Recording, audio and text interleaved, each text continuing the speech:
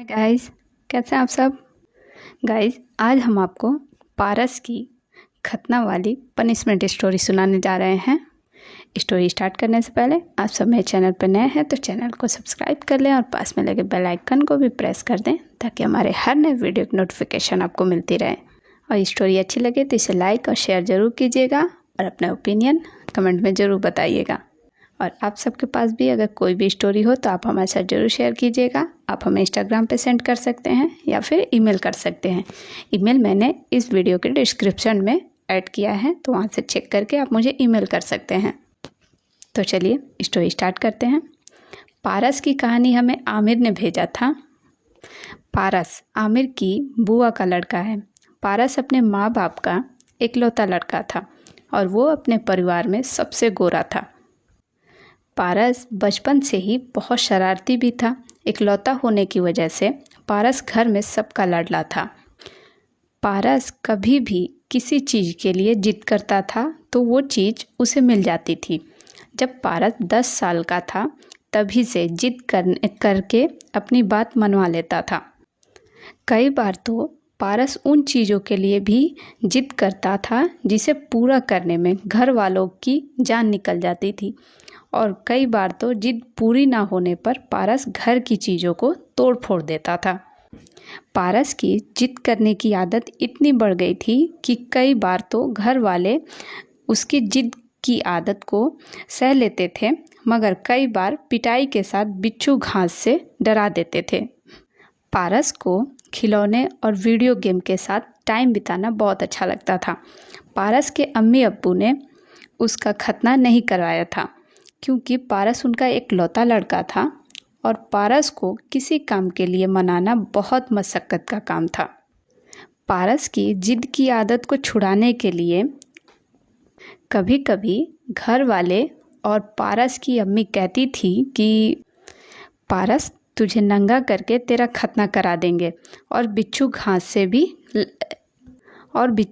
भी लेके आएंगे। ये बोलकर डराते थे। पारस को सबके सामने नंगा होना और खतना से बहुत डर लगता था, और इससे भी ज़्यादा बिच्छू घास से। पर फिर भी पारस अपनी जिद से बाज नहीं आता था। पारस के घर उसकी बुआ के बहन के 2 लड़के आते थे।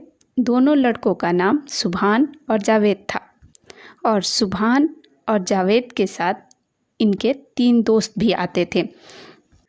पांचों लड़के पारस से 4-5 साल बड़े थे। कई बार वो सब लड़के पारस को ट्यूशन भी पढ़ा देते थे, मगर उन लड़कों को पारस की जिद करने की आदत बिल्कुल पसंद नहीं थी। कभी कभी वो सब लड़के पारस को जिद करने पर सज़ा भी देते थे, जिससे पारस उन सब से डरता था। वो सब लड़के पारस की लुल्ली को लेकर उसे चिढ़ाते थे और बार बार खतना के नाम से डराते थे। और कभी पारस की पैंट खींचते तो कभी उसके अंडों पर कंचे से भी मारते थे।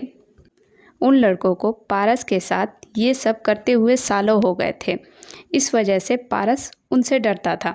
कई बार तो जब पारस उन लड़कों के साथ खेलता था तो वो सब पारस का हाथ बांधकर उसकी पैंट निकालकर भाग जाते थे, जिससे पारस को प्लेग्राउंड में बिना पैंट के ही चोरी छुपे घर जाना पड़ता था। पारस को सबके सामने बिना पैंट के घूमने में बहुत शर्म आती थी।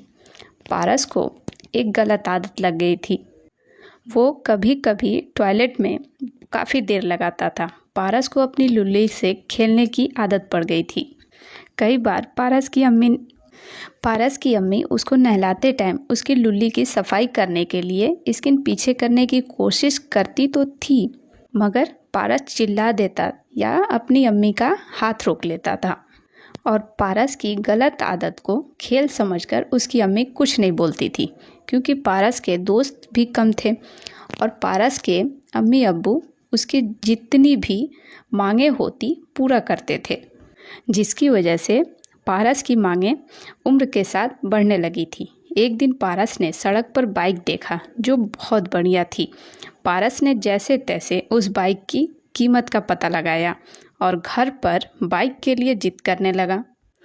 और जब उसने बाइक की कीमत 1 लाख बोला तो उसकी अम्मी के तो होश उड़ गए थे। पारस की इस मांग को पूरा करना लगभग नामुमकिन था और पारस की अम्मी ने मना कर दिया।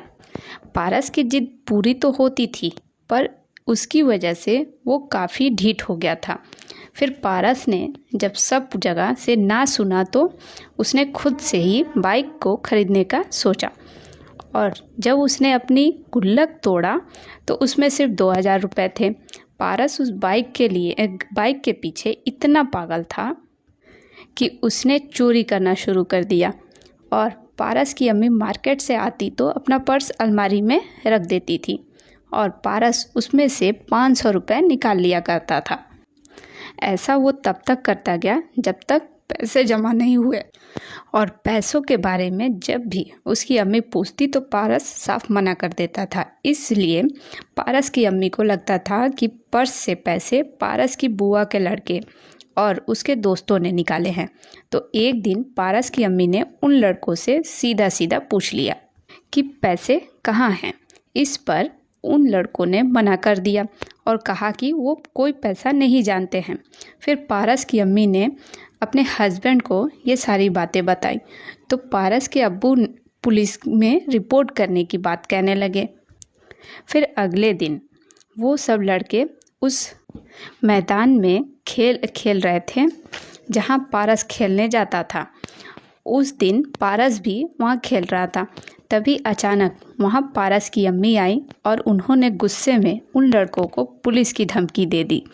उसके बाद बोली कि पैसे तुम लड़कों ने ही चुराए हैं।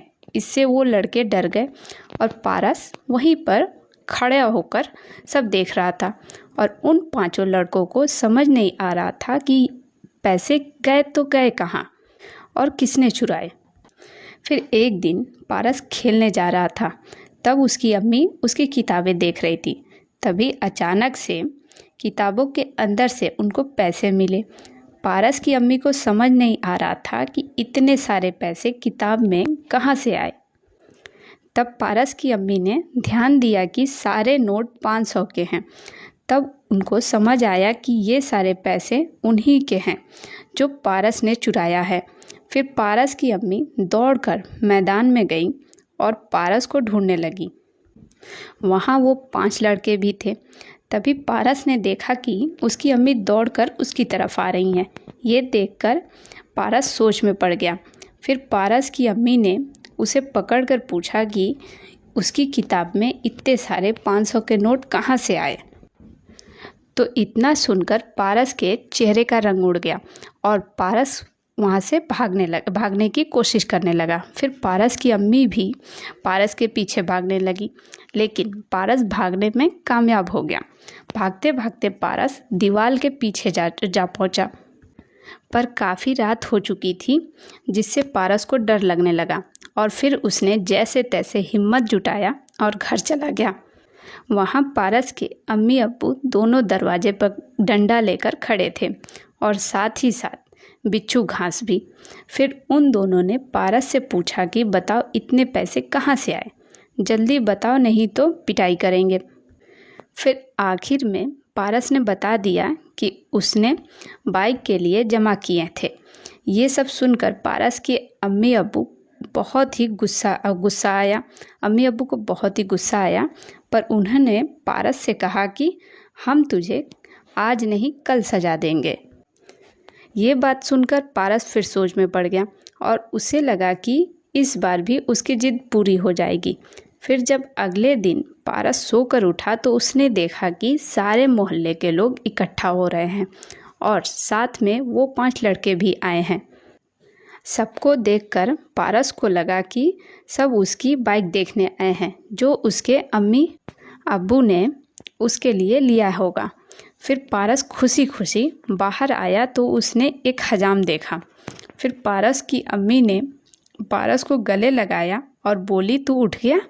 इतना बोलकर पारस की अम्मी ने उन लड़कों को इशारा किया और कहा कि इसको पकड़ लो और इसके सारे कपड़े निकाल दो। ये देखकर पारस को डर लगने लगा और पारस ने चिल्लाना शुरू कर दिया। उसके बाद 2 लड़कों ने पारस के हाथ पकड़े और 2 लड़कों ने पैर। फिर एक लड़का उसके कपड़े निकालने लगा और किसी तरह से फोर्सफुली पारस के कपड़े निकाले गए और अब पारस सबके सामने कच्छा में खड़ा था। फिर मोहल्ले के लोगों ने कहा, इसका कच्छा भी निकालो, नंगा करो इसको। जैसे ही पारस को नंगा किया गया वो रोने लगा। पारस के अम्मी अब्बू उसकी लुल्ली से खेलने वाली आदत से बहुत परेशान थे। अब पारस अपनी छोटी सी लुल्ली को छुपाने की कोशिश कर रहा था, पर चारों लड़कों ने उसका हाथ पैर पकड़ रखा था। पारस को बहुत ही ज़्यादा शर्म आ रही थी, क्योंकि पारस पहली बार इतने सारे लोगों के सामने नंगा हुआ था और सब उसको देखकर हंस रहे थे। और फिर सब लोग बोल रहे थे कि इसको खोलो और इसकी लाल टोपी दिखाओ। फिर हजाम आया और उसने अपने औजार निकाले। ये देखकर पारस डर कर कांपने लगा। पारस की चोरी की बात पर उसके अब्बू को बहुत गुस्सा आ रहा था और उन्होंने पारस की चोरी की हरकत मोहल्ले वालों को सुनाई। इस पर सभी मोहल्ले वालों ने कहा कि इसको सज़ा देना चाहिए। फिर पारस के अब्बू ने बिच्छू घास मंगवाई और सबके सामने पारस को चोरी करने के लिए उसके बम को बिच्छू घास से मार मार कर लाल कर दिया। उसके बाद बिच्छू घास से पूरे शरीर को मार मार कर लाल कर दिया। तभी पारस की अम्मी ने बोला कि ये बाथरूम में बहुत टाइम लगाता है और दिन भर अपनी लुल्ली से खेलता रहता है। तो पड़ोसियों ने बोला कि इसका एक उपाय है। उन्होंने हजाम से पारस की लुल्ली को जैसे तैसे फोर्सफुली पीछे करवाया और उसे खोल दिया, जिससे पारस को दर्द हुआ, पर लड़कों ने उसे जमकर पकड़ रखा था। फिर उसकी लाल टोपी दिखने लगी। उसके बाद पड़ोसियों के कहने पर पारस की लाल टोपी पर बिच्छू घास लगवाई गई, जिससे पारस को बहुत जलन हो रही थी। उसके बाद हजाम ने स्किन के अंदर सीक डाला और स्किन में चिमटी फंसा दिया। फिर अस्त्रा चला दिया और फिर पारस की लाल टोपी हमेशा के लिए दिखने लगी। फिर हजाम ने नारियल तेल लगाकर कपड़े से पट्टी करके बांध दिया। इस तरह से पारस का खतना हो गया और उसको चोरी की सज़ा भी मिल गई। इसके बाद सब लोगों ने एक दूसरे को बधाई दी और पारस ने अपनी लुल्ली से खेलना बंद कर दिया और अच्छा बच्चा बन गया। बस पारस की स्टोरी यहीं पे ख़त्म होती है। आप सब कमेंट में ज़रूर बताइएगा आप सबको पारस की स्टोरी कैसी लगी, और स्टोरी अच्छी लगी हो तो इसे लाइक और शेयर भी कीजिएगा और हमारे चैनल को सब्सक्राइब करना बिल्कुल ना भूलिएगा और पास में लगे बेल आइकन को भी प्रेस कर दीजिएगा, ताकि हमारे हर नए वीडियो की नोटिफिकेशन आपको मिलती रहे। और आप सबके पास भी कोई भी स्टोरी हो तो आप हमारे साथ ज़रूर शेयर कीजिएगा। आप हमें इंस्टाग्राम पे सेंड कर सकते हैं या फिर ईमेल कर सकते हैं। ईमेल मैंने इस वीडियो के डिस्क्रिप्शन में ऐड किया है, तो आप वहाँ से चेक करके मुझे ईमेल कर सकते हैं।